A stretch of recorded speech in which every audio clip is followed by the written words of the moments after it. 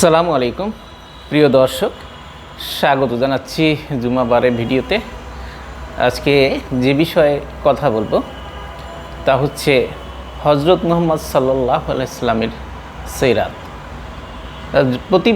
প্রতি বছরই রবিউল আউয়াল মাস আসলে হজরত মুহাম্মদ সাল্লাল্লাহু আলাইহি সাল্লামের জীবনী নিয়ে আলোচনা সারা দেশব্যাপী হয়। আমার যেটুকু স্বল্প জ্ঞান রয়েছে আমি চিন্তা করেছি যে এ বিষয়ে কিছু বলবো, যে হজরত মুহাম্মদ সাল্লাল্লাহু আলাইহি সাল্লামের জীবনী তো আসলে সারা দিন অথবা এক বছর আলোচনা করেও শেষ হবে না। তার জীবনী এত দীর্ঘ এবং এত বেশি বিস্তৃত, সেটা আসলে আমাদের সীমিত ভাষার কলরবে এটা প্রকাশ করা সম্ভব নয়। তবুও আমার সেন্সে যে মেসেজটুকু দেয়া দরকার বা আমি যেটুকু জানি স্বল্প জ্ঞানের পরিসরে সেটুকু আজকে সংক্ষেপে আমি বলবো। দীর্ঘ বক্তব্য দেব না, যে কারণে মানুষ অনেকে অধৈর্য হতে পারে। তো সে বিষয়ে আজকে চলুন আমরা হজরত মুহাম্মদ সাল্লাল্লাহু আলাইহি সাল্লামের জীবনী নিয়ে সংক্ষেপে আলোচনা করি। একটু মেসেজ দেওয়ার জন্য, পুরো জীবনী নিয়ে আমি আগেই বলেছি যে সম্ভব নয়।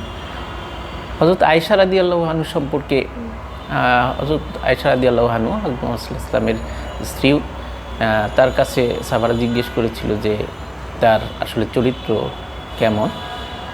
তিনি বলেছিলেন, তোমরা কোরআন পড়োনি, আপনারা কোরআন পড়েননি। অর্থাৎ সেই কোরআনটাই হচ্ছে হযরত মুহাম্মদ সাল্লাল্লাহু আলাইহি সাল্লামের পুরো চরিত্র জীবনী। তার আমল সব কিছুই আসলে কোরআনকে ফলো করে আল্লাহর নির্দেশে, আল্লাহর অনুগ্রহেই তিনি এটা করতে সক্ষম হয়েছেন এবং আমাদের সামনে উপস্থাপন করেছেন।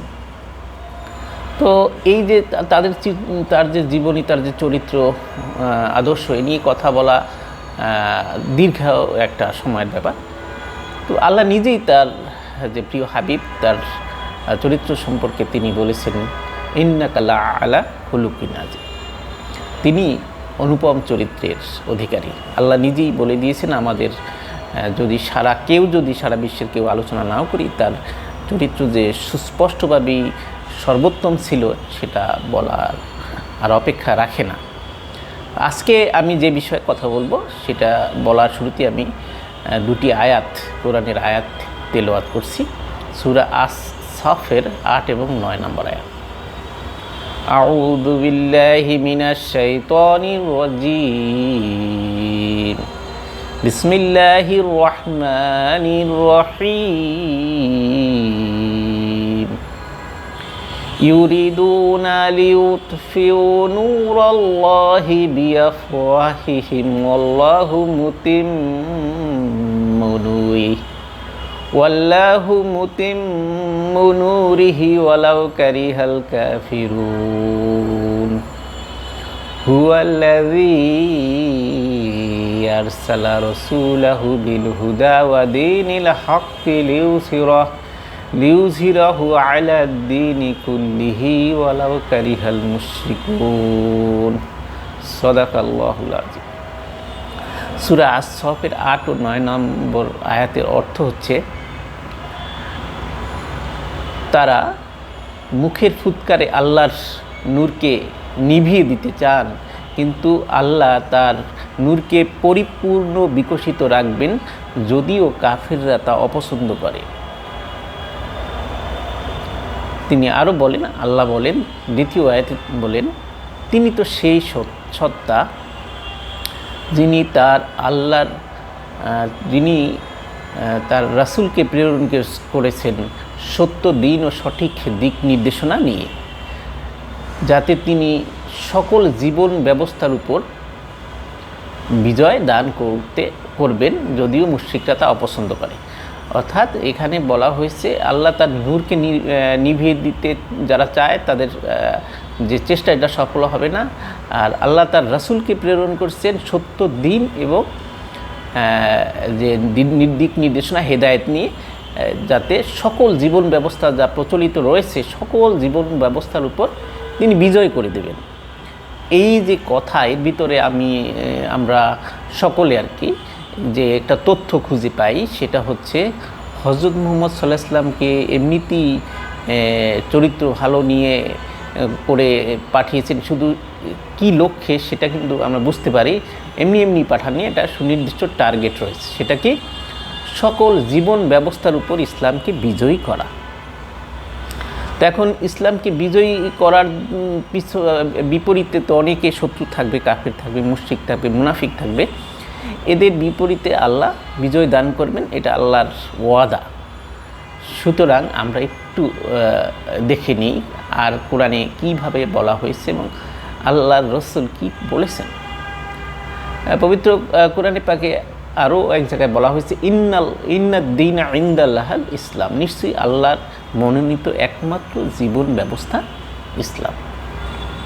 অর্থাৎ যে গাইডলাইন, আমরা এখানে ধর্মনিরপেক্ষতাবাদ বলি, প্রচলিত রয়েছে, আমরা জাতীয়তাবাদ বলতে পারি, আমরা অন্য অনেক বাদ রয়েছে, অথবা রয়েছে সমাজতন্ত্রবাদ, নানা বাদ রয়েছে। সকল বাদের উপর, সকল জীবন ব্যবস্থার উপর কিন্তু আল্লাহ তার ইসলামকে বিজয়ী করবেন, এটা তার ওয়াদা। আর এর বিপরীতে মুনাফিকরা, মুশরিকরা, কাফেররা এটা সবসময় লেগে থাকবে এবং তার মুখের ফুৎকারে নিভিয়ে দিতে চাবে। তার হযরত মুহাম্মদ সাল্লাল্লাহু আলাইহি ওয়াসাল্লাম কীভাবে আসলে তার এই যে প্রেরিত আল্লাহর যে প্রেরিত দিন কোরআনকে কীভাবে বাস্তবায়িত করেছেন, এস্টাবলিশ করেছেন তিনি, সেটুকু আমরা একটু লক্ষ্য করি। হযরত মুহাম্মদ সাল্লাল্লাহু আলাইহি ওয়াসাল্লাম যখন আসছেন তখন সমাজে কী রকম অবস্থা ছিল, আরবের অবস্থা। আমরা বলি যে আইমে জাহিলিয়া যুগ। সেখানে সাধারণ এক বাড়ির উট আরেক বাড়ির পাতা, গাছের পাতা খেয়েছে অথবা খেজুর নষ্ট করেছে, সে নিয়ে যুদ্ধ বছরের পর বছর লেগে যেত, যুদ্ধ বিগ্রহ লেগেই থাকতো। দুর্বলের কোনো অধিকার ছিল না, সবল অত্যাচার করত। নারীদের অধিকার ছিল না, নারীদের জীবন্ত কবর দেওয়ার প্রথাও কিন্তু তখন চালু রয়েছিল। সেখানে যেখানে আল্লাহর একত্ববাদের ঘোষণা, সেখানে আল্লাহকে তারা স্বীকার করতো ঠিক আছে, কিন্তু তারা আরও দেবদেবীর পূজা করতো। অনেক ঈশ্বর তারা বানিয়ে নিয়েছিল এবং কাবার ভিতরে 360টি মূর্তিও তারা স্থাপন করেছিল। অর্থাৎ আল্লাহর যে একত্ববাদ, আল্লাহর যে শ্রেষ্ঠত্ব, আল্লাহর যে বড়ত্ব, সেটা তারা ভুলে গিয়েছিল। এই যে অবস্থা ছিল এবং এই কারণে আরবের যে স্বাভাবিক শৃঙ্খলা সেটা রক্ষা হয়নি এবং মদ, আসক্ত মদের পরিবেশ, নেশার বিষয়গুলো, হত্যাকাণ্ড, ফিতনা, এগুলো কন্টিনিউ করছিল তখন। সেই অবস্থায় আল্লাহ রসুলকে প্রেরণ করেছেন। তিনি 40টা বছর পর্যন্ত কিন্তু অনেক চেষ্টা করেছেন সমাজ পরিবর্তনের, কিন্তু পারেননি। কিন্তু 40 বছর পরে যখন নবুয়ত প্রাপ্ত হন তখন তার দ্বিতীয় অধ্যায়টা আমরা বেশি আলোচনা করব। তবে একটু বলে রাখি যে হযরত মুহাম্মদ সাল্লাল্লাহু আলাইহি ওয়াসাল্লামের নবুয়তের আগে তাকে আলামিন বলা হতো। সকলেই বিশ্বাস করত তাকে এবং সকলেই স্বীকার করত যে আল্লাহ রসুল কখনো মিথ্যা বলতে পারেন না। কিন্তু সেই আলামিন, তার প্রিয় ভাই, তার প্রিয় যে আত্মীয় বা কাছের মানুষ, প্রতিবেশী, সকলে যাকে বিশ্বাস করত, সে শত্রু হয়ে গেল কিভাবে? এখানে প্রশ্ন আসতে পারে। আসলে আল্লাহর যে প্রেরিত যে জীবন ব্যবস্থা বা ওহী নাজিলের আগ পর্যন্ত তাকে সে পরিশুদ্ধ রেখেছিলেন চারিত্রিকভাবে। তিনি কখনো শিরক করেননি। আল্লাহর কুদরতি ইচ্ছাই সেটা তিনি রক্ষা করেছিলেন। কিন্তু সেখানে তার চারিত্রিক বৈশিষ্ট্য অক্ষুণ্ণ ছিল। তিনি মিথ্যা বলেননি, তিনি অন্যের আমানত খেয়ানত করেননি। সকলে তার যখন আমরা জানি যে হিজরত করলো তখন কিন্তু তার সম্পদ তিনি রেখে গিয়েছিলেন। আলী রাদিয়াল্লাহু আনহুর কাছের মাধ্যমে তা ফিরিয়ে দেওয়ার জন্য তিনি নির্দেশনা দিয়েছিলেন। অর্থাৎ তিনি সব দিক থেকে এত সুন্দর বৈশিষ্ট্য ছিলেন, অধিকারী ছিলেন, তারপরও তিনি কিন্তু বিজয় লাভ করতে পারেননি, চেঞ্জ করতে পারেননি। কিন্তু আল্লাহ যেহেতু বলল সত্য দিন বা জীবন ব্যবস্থা প্রেরণ করছেন এ কারণে এবং গাইডলাইন দিয়েছেন, এ কারণে তিনি সফল হয়েছেন। এখন আসি যে হযরত মুহাম্মদ সাল্লাল্লাহু আলাইহি ওয়াসাল্লাম যখন মদিনায় হিজরত করলেন, অর্থাৎ আমরা জানি 40 বছর পর 13 বছর মক্কা জীবনে ছিলেন। প্রায় 40 জনের মতো ইসলাম গ্রহণ করেছিল, কিন্তু বেশিরভাগই ইসলাম গ্রহণ করেনি, বরং তার উপর অত্যাচার নির্যাতন, তার যে অনুসারী তাদের উপর অত্যাচার নির্যাতন এটা অব্যাহত রেখেছিল। এমন নির্যাতন যেটা অসহনীয় একটা ব্যাপার। আল্লাহর যখন অনুমতি চলে আসলো তখন তিনি হিজরত করলেন। হিজরতের আগে কিছু লোক তিনি বায়াত দিয়ে নিয়েছিলেন, বায়াত হয়ে গেছিল, কারণ তারা হজের মৌসুমে মদিনার কিছু লোক গণ্যমান্য ব্যক্তিবর্গ বিভিন্ন সময় এসে তার কাছে বায়াত নিয়েছিলেন। এই যে শপথ করেছিলেন তার কাছে যে আসুন আমার দেশে, আপনাকে আমরা মাথায় করে রাখবো, আপনার নেতৃত্ব আমার মানব। এই বিষয়গুলো আসলে তারাও এক নেতা খুঁজতেছিল, যে এক নেতা না পেলে তার মদিনাকে সুন্দর করা যাবে না।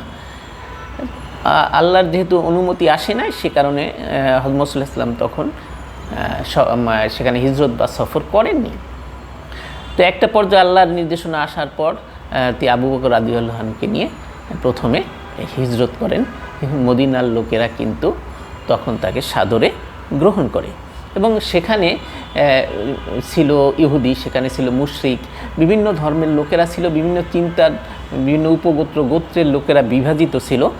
কিন্তু আল্লাহর রসুল আমাদের মহানবী হযরত মুহাম্মদ সাল্লাল্লাহু আলাইহি ওয়াসাল্লাম তিনি কিন্তু এই বিভক্ত জাতিগুলোকে, বিভক্ত ধর্মীয় উপগোষ্ঠীগুলোকে তিনি একত্রিত করতে পেরেছিলেন, এবং তিনি মদিনা সনদ নামে একটি সংবিধান, যা প্রথম সংবিধান বলা হয়, লিখিত সংবিধান, তিনি উপস্থাপন করেছিলেন, পেশ করেছিলেন, যার মাধ্যমে পুরো জাতিকে ঐক্যবদ্ধ করেছিলেন, বিভিন্ন ধর্ম গোত্র সম্প্রদায়কে একত্রিত করেছিলেন, এবং একটি সুখী সমৃদ্ধ রাষ্ট্র তিনি প্রতিষ্ঠা করেছিলেন। তিনি সেখানে যুদ্ধ বিগ্রহ হলো বদরে আল্লাহর তিনি সেনাপতি ছিলেন, এবং সেখানে নেতৃত্ব দিয়েছিলেন। সেখানে মুশরিকদের বিরুদ্ধে, বিশেষ করে মক্কার যে মুশরিকরা, তারা যে যুদ্ধে অবতীর্ণ হয়েছিল, তিনি বিজয় লাভ করেছিলেন। আল্লাহর রহমতে যে এমন একটা যুদ্ধ যেখানে ইসলাম ভ্যানিশ হবে অথবা সাস্টেইন করবে, এরকম একটা বিষয়। অর্থাৎ 313 জন মাত্র মুজাহিদ নিয়ে, অর্থাৎ আনসার এবং মুহাজির, মদিনার অধিবাসী মুসলিম এবং মক্কার অধিবাসী মুসলিম, এরকম সংখ্যা 313 জন। আর তারা 1000-এর উপর বেশি মক্কার লোকেরা তার যুদ্ধে অবতীর্ণ হয়েছে। আর মুসলমানদের পক্ষে অস্ত্রশস্ত্র ছিল না বললেই চলে। কিছু তলোয়ার ছিল, সেখানে হাতি বা ঘোড়া, এই সংখ্যা হাতি ছিলই না, ঘোড়া সংখ্যা বা অন্যান্য খুবই সামান্য ছিল। আর মুশরিকদের পক্ষে হাতি ঘোড়া অনেক অস্ত্র ছিল, এবং তারা যুদ্ধে মুশরিকরা পরাজিত হয়েছিল এবং মুসলিমরা বিজয় হল। এটা তার দেখা যায় যে তার যুদ্ধের মাধ্যমে তিনি নারীদের অধিকার তিনি ফিরিয়ে দিয়েছিলেন। আমরা জানি যে তিনি বলেছেন, আল জান্নাতু তাহতা আকদামিল উম্মাহাত, অর্থাৎ জান্নাত জননীর পায়ের নিচে। অর্থাৎ এখানে মায়ের পায়ের নিচে বলার মাধ্যমে নারীর যে মর্যাদা, মায়ের যে মর্যাদা, সেটা কিন্তু নিশ্চিত তিনি করেছিলেন আল্লাহর নির্দেশে। এবং সেখানে তার নারীদের অধিকার মর্যাদা প্রশ্ন করা হলে তিনি কিন্তু প্রথম 3 বারই বলেছেন মা, এবং চতুর্থবার বলেছেন তোমার বাবা। সুতরাং এখানেও দেখা যায় যে নারীর মর্যাদা তিনি সেখানে অধিকার, যেখানে নারীদের জীবন্ত কবর দেওয়া হতো, অধিকার ছিল না, সেখানে কিন্তু তিনি অধিকার দিয়েছিলেন, নিশ্চিত করেছিলেন। তারপর সম্পত্তিতে নারীর অধিকার প্রতিষ্ঠিত করেছিলেন। সূরা নিসায় সম্পদ কীভাবে বন্টন হবে সেখানে তিনি বলে দিয়েছিলেন। তিনি বলছেন সেই কারণে নারীর অধিকার সেখানে প্রতিষ্ঠা হয়েছিল। সেখানে স্ত্রী কিন্তু স্বামীর, পিতার, ভাইয়ের সম্পত্তির অধিকারী ছিল, শুধু না সন্তানের সম্পত্তিতেও তার অধিকার প্রতিষ্ঠিত করা হয়েছিল। তো এখানে নানা প্রশ্ন আসতে পারে। নারীবাদীরা বলে থাকে যে সম্পত্তিতে মেয়েদের অধিকার কম, 2 ভাগ পুরুষ হলে মেয়েদের 1 ভাগ। এটা তারা তো ভুল করে যে অনেক জায়গায় নারীদের যে অগ্রাধিকার সেটা তারা অ্যাভয়েড করে, শুধু এইটুকু কথা বলে। আমরা জানি যে মেহরানা পুরুষদের দিতে হয়, মেয়েদের কিন্তু মোহরানা দিতে হয় না। যদি সমান অধিকারের তাদের কথা বলে, তাহলে 2 লক্ষ টাকা যদি পুরুষের বা 5 লক্ষ টাকা পুরুষের মোহরানা হয়, মেয়েরাও তো 5 লক্ষ টাকা দিবে, এরকম কথা হতে পারত। অথবা সারা জীবনের জন্য ভরণ পোষণ দায় দায়িত্ব পুরুষের বা স্বামীর, সেখানে নারীদেরও ওইরকম কথা থাকতো। অর্থাৎ 1 বছর পুরুষরা, 1 বছর নারীরা এরকম ভরণ পোষণের দায়িত্ব পালন করত। অনেক বিষয় ছিল, সেগুলো এড়িয়ে দিয়ে নারীদের যে অগ্রাধিকারের বিষয়গুলো সেটা অ্যাভয়েড করে তারা এক পেশে কথা উপস্থাপন করে। এখানে দেখা যায় নারীর সর্বোত্তম যে অধিকার সেটা আল্লাহ প্রতিষ্ঠিত করছেন তার রাসূলের মাধ্যমে। এজন্যই বলছে, আমি আমার রাসূলকে প্রেরণ করছি সত্য দিন ও নির্দেশনা নিয়ে, যাতে সে বিজয় লাভ করতে পারে। তো আমাদের বিজয় লাভ করার এটা আল্লাহর ওয়াদা।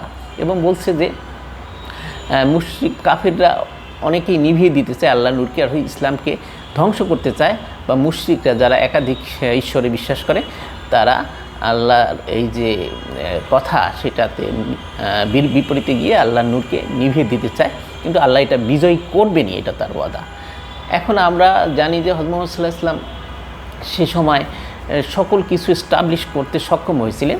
আমরা বলে রাখি একজন বিখ্যাত ব্যক্তি মাইকেল এইচ হার্ট দ্য 100 নামক পত্রিকায় লিখেছিলেন যে 100 জন মানুষের তালিকা, দ্য 100 বইতে তিনি বলেছিলেন তালিকার যে শীর্ষস্থানে হযরত মুহাম্মদ সাল্লাল্লাহু আলাইহি ওয়াসাল্লাম নাম রেখেছিলেন।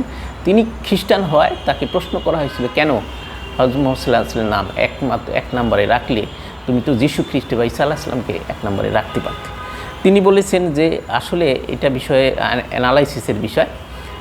হযরত মুহাম্মদ সাল্লাল্লাহু আলাইহি ওয়াসাল্লাম এমনই একজন ব্যক্তি, তিনি তার জীবনে সব দিকগুলো তিনি এস্টাবলিশ করে গিয়েছিলেন। তিনি ছিলেন বাবা, তার বাবার সে অধিকার তিনি যে দায়িত্ব সেটা তিনি পালন করেছেন। তিনি ছিলেন স্বামী, স্বামীর দায়িত্ব তিনি পালন করেছিলেন। তার নাতি নাতনি ছিল, সেই দায়িত্ব তিনি পালন করেছেন। তিনি রাষ্ট্রনায়ক ছিলেন, তিনি রাষ্ট্রের দায়িত্ব পালন করেছেন। তিনি সেনাপতি ছিলেন, তিনি সেনা প্রধানের দায়িত্ব পালন করেছেন। তিনি প্রতিবেশী ছিলেন, প্রতিবেশীর হক তিনি আদায় করেছিলেন। তিনি সুশৃঙ্খলা একটা জাতিসত্তা উপহার দিয়েছিলেন, একটি আদর্শ উপস্থাপন করেছিলেন যা কোরআনে উসওয়াতুন হাসানা বা সর্বোত্তম আদর্শ হিসেবে বলা হয়েছে। সেই আদর্শ তিনি মুখে কথা বলেনি, শুধু তিনি স্টাবলিশ করতে সক্ষম হয়েছিলেন। কিন্তু যীশু খ্রিস্ট বা অন্য যে কোনো ব্যক্তি তার একটা দিকে সফলতা আছে আর অন্য দুইটা দিকে সফলতা নাই। যেমন যীশু খ্রিস্ট জীবনে বিবাহই করেননি, তিনি স্বামীর অধিকার বা স্ত্রীর অধিকার বা স্বামীর দায়িত্ব এই বিষয়গুলো তিনি এস্টাবলিশ করতে পারেন। তিনি সেনাপতি হিসেবে দায়িত্ব পালন করেন, অনেক বিষয়গুলো রয়েছে। সুতরাং আমি কীভাবে হযরত মুহাম্মদ সাল্লাল্লাহু আলাইহি ওয়াসাল্লামের বাইরে গিয়ে আমি ঈসা আলাইহিস সালামকে 1 নম্বরে রাখি? তো এখানেও তার শ্রেষ্ঠত্ব এখানে প্রমাণ হয়েছে। এখানে এখন প্রশ্ন আসে, তো হযরত মুহাম্মদ সাল্লাল্লাহু আলাইহি ওয়াসাল্লামের 1450 বছর আগের কুরআন এর মাধ্যমে তার কথার অনুযায়ী এখন কেন কীভাবে প্রতিষ্ঠিত হতে পারে? হ্যাঁ, অবশ্যই সেটা আল্লাহ সর্বশেষ নবী হিসেবে খাতমুন নবীন বা সর্বশেষ নবুয়তের সর্বশেষ ব্যক্তি হিসেবে তাকে প্রেরণ করেছেন এবং এরপর তিনি আসবেন না, এমন ভিতরে তিনি দিয়েছেন জিনিস যা সর্বশেষ কিয়ামত সংঘটনের পূর্ব পর্যন্ত এটা বলবৎ থাকবে। এটা আল্লাহর ওয়াদা। এই কারণেই আমরা দেখি যে সারা বিশ্বব্যাপী যে নিভিয়ে দেওয়ার বড় দেখি যে আল্লাহ নূরকে নিভিয়ে দিতে চায়। আমরা ফিলিস্তিনে দেখি, সিরিয়ায় বা ইরাকে, বা আমরা কাশ্মীরে দেখি, আমরা আফগানিস্তানে দেখি, অথবা বাংলাদেশেও নিভিয়ে দেওয়ার চেষ্টা কম করা হয়নি। ইন্ডিয়ায় তো সব কন্টিনিউ করতেই আছে যে ইসলামকে ধ্বংস করার ব্যাপারে, কিন্তু বাস্তবে আল্লাহ সেই ঘোষণা দিয়েছেন সূরা আস-সফের 8 নম্বরে যে তারা মুখে ফুৎকারে আল্লাহ নূরকে নিভিয়ে দিতে চায়। বাস্তবে আল্লাহ ওয়াদা দিয়েছেন যে নূরকে তিনি বিজয়ী করবেন। সুতরাং আল্লাহ রসুল বলেছেন শেষ জামানায়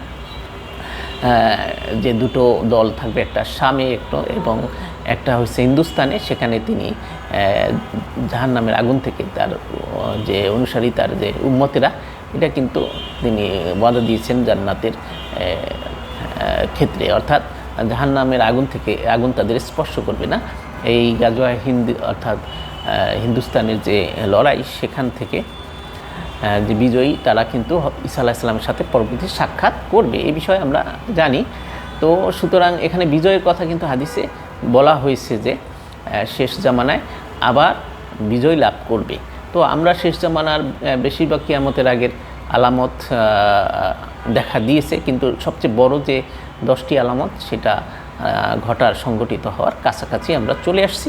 আর আমরা যখন শেষ 10টার প্রথমটা শুরু হবে পরবর্তীতে, সেটা বলা হয়েছে যে ঠিক যেমন মালা, পুঁতির মালা যেমন ছিঁড়ে গেলে যে সবগুলা দানা পড়ে যায় ধীরে ধীরে খুব দ্রুত, তখন সেই কাজটা খুব দ্রুত সংগঠিত হবে। আমরা দ্রুত সংগঠিত হওয়ার সিগন্যাল পাচ্ছি, সংকেত পাচ্ছি, এবং সেক্ষেত্রে অনেক সিগন্যাল বলা হয়েছিল, যেমন আরব সবুজ হবে, সেখানে নহর বইবে, সেখানে বলা হয়েছে যে ভূগর্ভের যে টানেলগুলো, সেখানে ভূগর্ভ সেখানে টানেল হবে, সেখানে বেদুইনরা বিশাল অট্টালিকা করবে সুউচ্চ। সে আমরা দেখি আরব আমিরাত কিংবা সৌদি আরবে বড় বড় অট্টালিকা দেখছি, সব সিগন্যালগুলো। এবং আমরা যে ফিতনাগুলো সে খুব বেশি বেশি বাড়ছে, এবং তৃতীয় বিশ্বযুদ্ধ বা মহাযুদ্ধ, যা মালহামা বা সর্বশেষ যে ভয়াবহ যুদ্ধ, সেটারও আমরা ফিলিস্তিন, ইরান, তারপর জর্ডান, সিরিয়া, এই সব অঞ্চলে যেটা হাদিসে বলা হয়েছে শাম, শাম মানে সিরিয়া, জর্ডান, লেবানন, ফিলিস্তিন, এই দেশগুলো, ইরাকের কিছু অংশ পড়েছে। এই দেশগুলো কিন্তু সে যুদ্ধ আমরা দেখতে পাচ্ছি। এবং আমরা ইন্ডিয়ায় যে হিন্দুস্তানের কথা বলা হয়েছে, সেখানে কিন্তু লক্ষ লক্ষ মানুষ মুম্বাই নগরীতে বিক্ষোভ করতে দেখছি হযরত মুহাম্মদ সাল্লাল্লাহু আলাইহি ওয়াসাল্লামের অসম্মানের প্রতিবাদে। এবং ঠিক একইভাবে মুসলমানরা নির্যাতনের শিকার হয়েছে। এবং আমাদের দেশেও আমরা যে আমাদের দেশে দীর্ঘদিন আমাদের অধিকার থেকে আমরা দূরে ছিলাম, সেই বিষয়গুলোও কিন্তু আমরা যে ইন্ডিয়ার যে বর্তমান সরকার, তারা কিন্তু আমাদের অধিকারকে যে ধ্বংস হয় সে ব্যাপারে তারা অনেক ভূমিকা পালন করছে। সেগুলোর কারণ মানুষ বিক্ষুব্ধ হয়ে গেছে। আমরা সুস্পষ্টভাবে বক্তব্যগুলো এবং সোজাসুজি খোলাখুলি বলছে অনেকেই। তো আমরা দেখতে পাচ্ছি যে শেষ জামানার যে সময়টা সেটা খুবই চলে আসছে। এবং আরব দেশের যে অশ্লীলতা সেটা কিন্তু ছড়িয়ে পড়েছে। সেখানে যে প্রাচুর্যের যে ব্যাপারগুলা, সেই প্র্যাকটিস সেগুলো আমরা দেখতে পাচ্ছি। এবং অন্যের অধিকার, নারীর যে পর্দা, সেই বিষয়গুলো অনেক জায়গায় লঙ্ঘিত হচ্ছে। সেখানে সিনেমা হল সহ যেগুলো অন্যায় অশ্লীলতা সেগুলো কিন্তু প্রমোট করা হচ্ছে এবং গান বাজনাও সেখানে হচ্ছে। এবং আমাদের দেশেও কমপ্লিট কোড অফ লাইফ বলতে জীবন ব্যবস্থার যে বিষয়গুলো বোঝা যায়, সেগুলা থেকে আমরা কিন্তু অনেক দূরে আসি। অনেকেই মাজার, অনেকে আছে যে পীরের কথা বলতে গিয়ে পীর পূজা পর্যন্ত করে। সহি আকিদার পীর বা চিন্তাধারা হক্কানি পীর কিছু সংখ্যক কিছু থাকলেও বেশিরভাগ ক্ষেত্রেই সমস্যাগ্রস্ত, যাদের ভিতরে শিরক, তাদের ভিতরে বেদাত, এই বিষয়গুলো চলে আসছে। এবং ইসলামকে আমরা সঠিকভাবে আমরা বুঝতে পারি না। আমরা ইসলাম বুঝি আমার হুজুরে কি বলছে সেটা দিয়ে। কোরআন এবং হাদিসে কি বলা হয়েছে সে বিষয়ে আমাদের স্টাডি কম এবং হুজুরের কথা অনুযায়ী শুধু। এখন কোনজন হুজুর সঠিক সেটা সাধারণ মানুষের বোঝা কঠিন। সেই কারণে অনেকে বিভ্রান্ত হয়, অনেকে আবার সঠিক পথেও আসে। এই একটা অবস্থায় মুসলমানদের ভিতরে ঐক্যের যে উপলব্ধি সেটা আমরা অনেকের ভিতরে উপলব্ধি হচ্ছে। এবং আসলে বিষয়টা হচ্ছে যেমন আমাদের দেশে যে অনেক বছর 53 বছর হলো অনেক যে মতবাদী প্রতিষ্ঠিত হয়েছিল, কিন্তু ইসলাম শান্তি দিতে পারে নাই। আমার নেক্সট অপশন কি? ইসলাম ছাড়া আসলে নেই, অপশন নেই। হযরত মুহাম্মদ সাল্লাল্লাহু আলাইহি ওয়াসাল্লাম যে শেষ জামানায় আবার ইসলাম বিজয় লাভ করবে, আমরা জানি যে সে ইমাম মাহাদি অথবা ঈসা আলাইহিস সালামের মাধ্যমে যে প্রতিষ্ঠিত হবে, সে বিষয়গুলো কিন্তু নিয়ে বেশ আলোচনা চলছে। এবং আমরা যে যদি সত্যিকার যে ইসলামের যে দিক নির্দেশনা, কিভাবে দেশ পরিচালিত হবে, অনেকের প্রশ্ন আসে যে যেখানে হিন্দু আছে, যেখানে খ্রিস্টান আছে, একটা দেশ কিভাবে ইসলামিক রাষ্ট্র হতে পারে, তাহলে অন্যের অধিকার কিভাবে রক্ষা হবে? আমরা এই কথা আগেই বলেছি যে মদিনায় যে ওয়েলফেয়ার স্টেট প্রতিষ্ঠিত হয়েছিল, সেটা মূলত মদিনা যে সনদ, সেই সনদের মাধ্যমে এটা এস্টাবলিশ হয়েছিল। এবং আমাদেরও সেই একই রকম বিভিন্ন জাতিগোষ্ঠী আছে, এখানে আমরা ঠিক মদিনা সনদের মাধ্যমে কোরআন এবং সুন্নাহর মাধ্যমে আমরা এই ইসলামকে প্রতিষ্ঠিত করতে পারি, যেটা আল্লাহ রসুল বিদায় হজের ভাষণে বলে গিয়েছে যে তারাক্তু বিকুম আমরাইনি লাং তাদিল্লু মা তামাসসাকতুম বিহিমা কিতাবাল্লাহি ওয়া সুন্নাতে রাসূলি। আমি তোমাদের মাঝে দুটো জিনিস রেখে গেছি, একটি হচ্ছে কোরআন আর একটি হচ্ছে সুন্নাহ। মূলত কোরআনকে প্র্যাকটিক্যাল রূপটা হচ্ছে যে হাদিসটা, কোরআন বুঝতে গেলে হাদিসের হেল্প নিতে হয়। মূলত কোরআনই বলছে। আবার আল্লাহ এর কথা বলছে ওয়াতাসিমু বিহাবলিল্লাহি জামিয়া ওয়ালা তাফাররাকু, তোমরা আল্লাহর রজ্জুকে দৃঢ়ভাবে আঁকড়ে ধরো, পরস্পর বিচ্ছিন্ন হয়েও না। মানে সংঘবদ্ধভাবে জীবনযাপন করতে হবে, তাহলে আমাদের এই যে অধিকার এবং ইসলাম প্রতিষ্ঠা সেটা করা সহজ হবে, বিচ্ছিন্ন অবস্থায় কিছুই হবে না। এই আল্লাহর রজ্জু মানে কোরআনকে, মূলত কোরআনকে দৃঢ়ভাবে আমাদের সংঘবদ্ধভাবে ধরতে হবে। আসলে আমরা এক আল্লাহ বিশ্বাস করি, এক নবীতে বিশ্বাস করি, শেষ নবীতে বিশ্বাস করি, শেষ নবী খাতমুন নবীন এটা বিশ্বাস করি হযরত মুহাম্মদ সাল্লাল্লাহু আলাইহি ওয়াসাল্লাম, এবং তার উপর যে কোরআন নাজিল হয়েছে এটা বিশ্বাস করি। সুতরাং আমাদের তো আসলে আমরা ঐক্যবদ্ধ এই তিন ইস্যুতে আমরা হতেই পারি। এবং তার কথাবার্তা আর ছোটোখাটো যে ভুলভ্রান্তি সেটা আমি আলাদা রাখলাম, মত দ্বৈততা থাকবে, এটা সবকালে ছিল, কিন্তু এটা নিয়েও আমরা ঐক্যবদ্ধভাবে ইসলাম প্রতিষ্ঠার ব্যাপারে সর্বোচ্চ চেষ্টা করতে পারি। অন্যান্য মতবাদ এটা ভুলে গিয়ে ইসলাম হোক আমাদের পরবর্তী যে জীবন রয়েছে আমাদের ভবিষ্যৎ প্রজন্মের কাছে, সেই ভবিষ্যৎ প্রজন্মের কাছে যেন আল্লাহর এই শ্রেষ্ঠত্ব ঘোষণার জন্য এই দিনকে প্রতিষ্ঠার কাজে আমরা সবাই আত্মনিয়োগ করতে পারি, সেটাই হোক আমাদের প্রতিজ্ঞা। সকলকে ধন্যবাদ। সকলে ভালো থাকুন। আসসালামু আলাইকুম ওয়া রাহমাতুল্লাহি ওয়া বারাকাতুহু।